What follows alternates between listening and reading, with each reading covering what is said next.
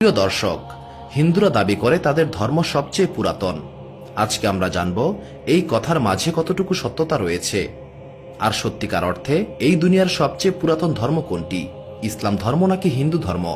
আর এর সঙ্গে আমরা জানব হিন্দুরা প্রকৃতপক্ষে কোন নবীর উম্মত, এই পৃথিবীতে হিন্দু ধর্মের উৎপত্তি কিভাবে হয়েছে, আর এই হিন্দু ধর্ম কিভাবে আসলো, হিন্দুদের নিকট কতজন নবীকে প্রেরণ করা হয়েছে, আর আজকের হিন্দুরা সত্যিকার অর্থে কোন নবীর উম্মত, আর হিন্দুরা কি জান্নাতে প্রবেশ করবে।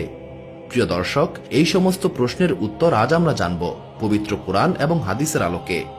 আজকের ভিডিওটি সম্পূর্ণ দেখবেন, আর তাতে আপনারা জানতে পারবেন এই পৃথিবীর সবচেয়ে পুরাতন ধর্ম কোনটি। প্রিয় দর্শক, মহান আল্লাহ তাআলা যখন সর্বপ্রথম এই জমিনকে সৃষ্টি করে এই জমিনে যে মানুষকে পাঠিয়েছেন তার নাম হযরত আদম আলাইহিসসালাম। হযরত আদম আলাইহিসসালাম ছিলেন এই দুনিয়ার প্রথম মানুষ এবং মহান আল্লাহ তাআলার প্রেরিত নবী। আর এইভাবেই জমিনে পা রাখা সর্বপ্রথম মানুষ ছিলেন একজন মুসলিম।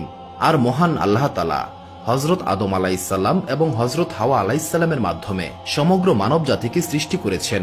হযরত আদম আলাইহিসসালামের পরে যে নবী এই পৃথিবীতে আগমন করেন তিনি হযরত আদম আলাইহিসসালামের সন্তান হযরত শীস আলাইহিসসালাম। তাকেও মহান আল্লাহ তাআলা নবুয়ত দান করেছেন এবং তিনি একজন মুসলিম হিসেবেই পৃথিবীতে আগমন করেন।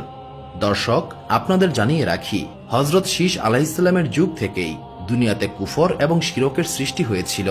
হযরত শীস আলাইহিসসালামের পরে হযরত ইদ্রিস আলাইহিসসালামকে দুনিয়াতে প্রেরণ করা হয়, আর সেই সময়ে মানুষেরা মূর্তি পূজা করত। প্রিয় দর্শক, এখন প্রশ্ন হলো, যখন দুনিয়ার শুরুই ইসলামের মাধ্যমে হয়েছিল তাহলে এই মূর্তি পূজা কিভাবে আসলো, আর প্রথম কে মূর্তি পূজা শুরু করেছিল এবং এর উৎপত্তি কিভাবে হয়েছিল, এই ব্যাপারে বর্ণনা রয়েছে। হযরত ইদ্রিস আলাইহিসসালামের সন্তানদের মাঝে 4 জন এমন ছিল যারা মহান আল্লাহ তাআলার অনেক ইবাদত করত এবং তারা খুব পরহেজগার বান্দা ছিলেন। তাদের নিকট অনেক লোকজন আসত এবং মহান আল্লাহ তাআলার জিকিরে মশগুল থাকত। যখন মানুষেরা এই পরহেজগার বান্দাদের সঙ্গে ইবাদত করতেন তখন তারা ইবাদতে অনেক প্রশান্তি অনুভব করতেন। মহান আল্লাহ তাআলার রহমত তাদের উপরে নাজিল হতে থাকত। এরা মহান আল্লাহ তাআলার এমন বান্দা যাদের সংখ্যা 4 জন হিসেবে জানা যায়। তাদের নাম হল সুয়া, ইয়াউস, ইয়াউক এবং নাসার। যতদিন তারা বেঁচে ছিলেন মানুষ তাদের নিকট আসত এবং মহান আল্লাহ তাআলার ইবাদতে মশগুল থাকত। কিন্তু যখন তারা মারা যায় তখন মানুষের মাঝে ইবাদত করার পরিমাণ কমে আসে, আর মানুষেরা মহান আল্লাহ তাআলার রাস্তা থেকে দূরে সরে যেতে থাকে। তারা ধীরে ধীরে ইবাদত করা বন্ধ করে দেয়। তারা একে অপরকে বলতে থাকে, পূর্বে তারা 4 জন বান্দার বদৌলতে ইবাদতে যে প্রশান্তি অনুভব করত সেই প্রশান্তি এখন তারা আর অনুভব করে না। যখন শয়তান মানুষদের এই ঈমানের দুর্বলতা দেখতে পায় তখন শয়তান তার সুযোগটি কাজে লাগায়। একদিন শয়তান একজন বৃদ্ধের বেশে তাদের নিকটে আসে আর বলে, তোমরা যদি চাও তোমাদের মাঝে পূর্বের ইবাদতের মতো প্রশান্তি অনুভব করতে, আর সেই সব মৃত মানুষদের তোমাদের কাছে ফিরিয়ে আনতে চাও, তবে আমি তোমাদেরকে একটি উপায় বলে দিতে পারি যাতে তোমরা সেই সমস্ত মানুষদেরকে ফেরত আনতে পারবে, আর সেই সঙ্গে ইবাদতেও পূর্বের মতো প্রশান্তি পাবে।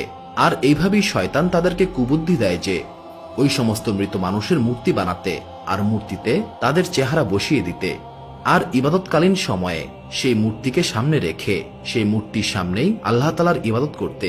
আর ঠিক এইভাবেই সেই মৃত মানুষদের না থাকা যেমন অনুভব হবে না, আবার ইবাদতেও প্রশান্তি আসবে।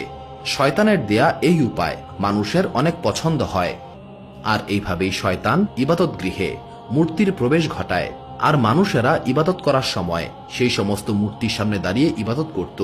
শুরুতে মানুষজন মহান আল্লাহ তাআলার ইবাদত করলেও পরবর্তীতে তারা ধীরে ধীরে সেই সমস্ত মূর্তিকে সালাম করে এবং মূর্তির হাত পা চুম্বন করে চলে আসত। এইভাবেই জমানা বদলানোর সঙ্গে সঙ্গে শয়তান মানুষদেরকে গোমরাহ করে ফেলে, আর মহান আল্লাহ তাআলার পথ ছেড়ে সেই সমস্ত মানুষেরা এই মূর্তিগুলোকে সিজদা করতে শুরু করে এবং তাদের পূজা করতে শুরু করে।